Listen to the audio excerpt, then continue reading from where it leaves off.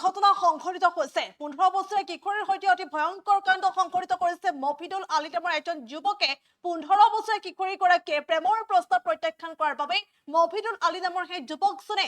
অপহৰণ কৰি সেই যুৱতীগৰাকীক সেই কিশোৰীগৰাকীক ধৰ্মান্তৰ কৰাৰ চেষ্টা কৰাৰ গুৰুতৰ অভিযোগ উত্থাপন কৰিছে আৰু ইতিমধ্যে মফিদুল আলী নামৰ সেই যুৱকজনক আৰক্ষীয়ে আটক কৰিছে বুলিও জানিব পৰা গৈছে আৰু বিজনীত এই ঘটনা সংঘটিত হৈছে পুনৰে কৈছো বিজনীত লাভ চেহাদৰ ঘটনা সংঘটিত হৈছে আৰু এই ঘটনা সংঘটিত কৰিছে মফিদুল আলী নামৰ এজন যুৱকে কিয়নো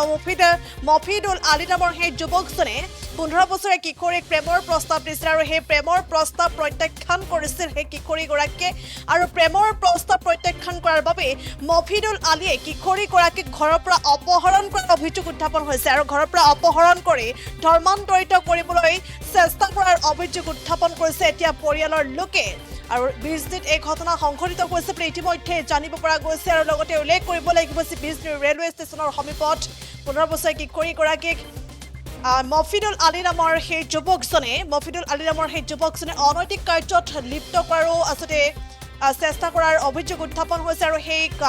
ঘটনা প্ৰত্যক্ষ কৰিছিল স্থানীয় ৰাইজে আৰু পৰৱৰ্তী সময়ছোৱাত এই যুৱকজনক আটক কৰিছিল ৰাইজে স্থানীয় সচেতন ৰাইজে সেই যুৱকজনক আটক কৰিছিল আৰু সেই যুৱকজনক ইতিমধ্যে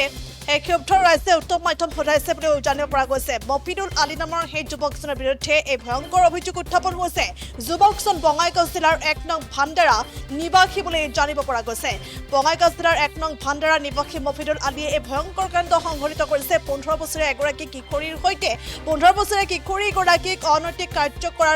কাৰ্যত লিপ্ত কৰাৰো চেষ্টা কৰাৰ এতিয়া অভিযোগ উত্থাপন হৈছে মফিদুল আলীৰ বিৰুদ্ধে আৰু লগতে ৰাইজে সেই দৃশ্য প্ৰত্যক্ষ কৰিছিল আৰু সেই দৃশ্য প্ৰত্যক্ষ কৰাৰ পাছত যুৱকজনক উত্তম মাধ্যম সোধাইছে ৰাইজে আৰু লগতে উল্লেখ কৰিব লাগিব যে ঘটনা সংক্ৰান্তত ইতিমধ্যে স্থানীয় ৰাইজে বজৰং দলৰ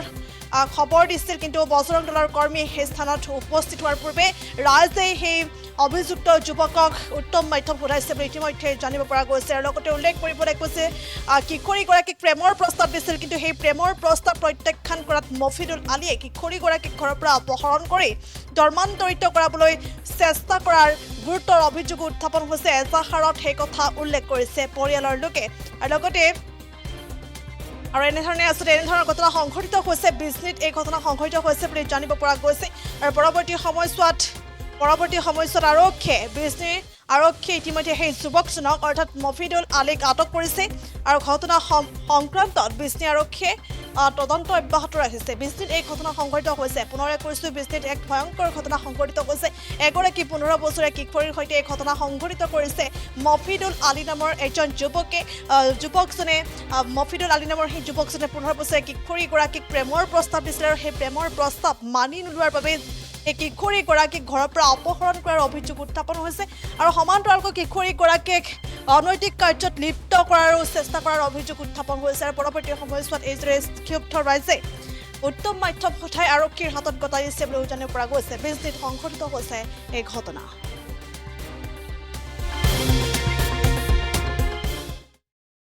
পুৱা 12:20 মোক এটা ফোন আহিছিল ষ্টেচনৰ পৰা আমাৰ বিজনী ৰেল ষ্টেচনৰ পৰা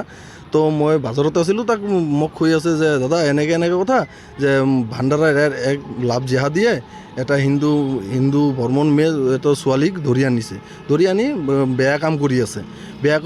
ৰাষ্ট্ৰীয় বজৰং দলক জনাইছে ৰাষ্ট্ৰীয় বজৰং যাওঁতে পাব্লিকে আমি যাই চাইছোঁ যে পাব্লিকে উত্তম মাধ্যম দিয়াৰ পিছত যে আমি আমাৰ হাতত গোটাই দিয়াৰ পিছত আমি পোষ্টাছ কৰিলোঁ ল'ৰাটোৰ নামটো কি আছিল মফিদুল আলী নাম ধৰা পৰিছে লগত এটা R15 বাইকো আছিল বাইকৰ ওপৰত উঠাই বেয়া কাম কৰি আছিল এইটো আমি যাই চোৱা নাই ৰাইজে এইটো চাই উত্তম মাধ্যম দিয়াৰ পিছত আমি তাক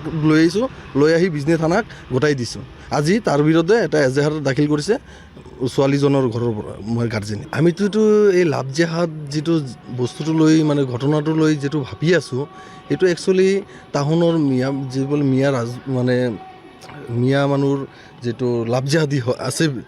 এই লাভ জেহাদী লৈ এটা কথাই এইটো ৰাজনীতি এটা চলাই আছে আমাৰ হিন্দু ধৰ্ম লৈ টাউন এটা বিশৃংখলা আৰম্ভ কৰিব খুজি আছে আজি বহুত কেইটা লাভ জেহাদ ধৰিলোঁ আমাৰ বিজনী চিৰাং জিলা ডিষ্ট্ৰিক্টত বহুত কেইটা ধৰলোঁ আৰু বহুত আমি মানে চৰকাৰক এইটো প্ৰতিবাদো কৰিছোঁ, চৰকাৰৰ লগত জানাইছোঁ চৰকাৰক যাতে এইটো আৰু মানে লাভ জেহাদ কেছটোৰ কাৰণে এটা কঠোৰ আইন আনবা লাগে, যেতিয়া মানে যিবোৰে মানে লাভ জেহাদ কেছটো কৰিব সেইবোৰক ডাইৰেক্ট একশ্যন ল'ব লাগে। ডাইৰেক্ট আমিতো ক'ম যে যিমান কঠোৰৰ পৰা কঠোৰ শাস্তি দিব লাগে চৰকাৰৰ কাছে আমি এইটো লৈ আমি মানে মিডিয়াৰ মাধ্যমত জনাইছোঁ। তথাপি মই আকৌ কৈ আছোঁ যে এইটো কিমান দিন ধৰি চলি থাকিব? আমাৰ হিন্দুৰ কি সুৰক্ষা একদমেই নোহোৱা হৈ যাব নেকি আমাৰ ভাৰতবৰ্ষৰ? কি আমাৰ ভাৰতবৰ্ষত বাস কৰি আছোঁ না কি পাকিস্তানত বাস কৰি আছোঁ আমি বুজি নাপাওঁ। মাজে মাজে এনেকুৱা বুজি পাওঁ যে মই মানে পাকিস্তান বা বাংলাদেশৰ নিচিনা দেশত বাস কৰি আছোঁ নেকি। আমাৰ মানে যিটো ইণ্ডিয়াৰ অৱস্থা আজি চৰকাৰ চব গোটেইবিলাক চাই আছে, গোটেইবিলাক চাই চৰকাৰে চুপচাপ বহি আছে। কিয়? তেনেহ'লে আমাৰ কিয় হিন্দুত্ববাদী মানে ৰাজনীতি পাৰ্টি এইটো বিজেপি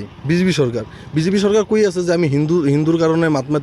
মাতি যাম হিন্দুৰ। খালি এইটো কি ভোট বেংকৰ কাৰণে কি এইটো কৈ আছে না কি তাৰ পাৰ্চনেল প্ৰপাৰ্টি মানে বনোৱাৰ কাৰণে এইটো ভাবি আছে? আমি এইটোৱে কৈছোঁ, আমি নেক্সট টাইম কৈ আছোঁ যদি চৰকাৰে এইটোৰ ওপৰত পদক্ষেপ নলয় তেনেহ'লে আমি ৰাষ্ট্ৰীয় বজৰং দলৰ পৰা কৈছোঁ, ৰাষ্ট্ৰীয় বজৰং দলে যিকোনো খবৰৰ বাবে যোগাযোগ কৰক 7099017330 লগতে 7099017110 নম্বৰত।